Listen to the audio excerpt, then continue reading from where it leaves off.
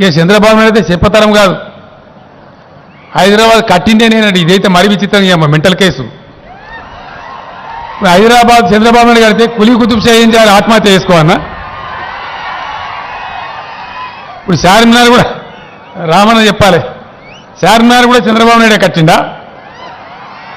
400 ఏళ్ల కింద కులీ కుతుబ్ షా నమాజ్ చేసి ప్రేయర్ చేసి నా నగరం, ఓ అల్లా నా నగరం ఒక సరస్సులాగా, సరస్సులో చేపలు ఎట్లుంటాయో గట్ల ప్రజలు పెరగాలి, నగరం వృద్ధి కావాలని చెప్పి ఆయన అల్లాకు దండం పెట్టి చార్మినార్ పునరుద్ధరణ చేసి 400 ఏళ్ల కింద మొదలుపెట్టిండు.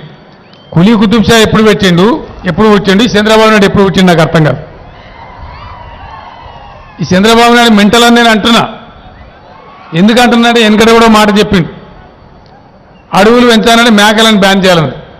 నేనన్నా మేక ఎప్పుడు పుట్టింది, వీడెప్పుడు పుట్టింది భయం. నేను సృష్టిలో భాగంగా వచ్చిన మేకను బ్యాన్ చేసే అధికారం నీకెక్కడ? నాకు అర్థం కాదు.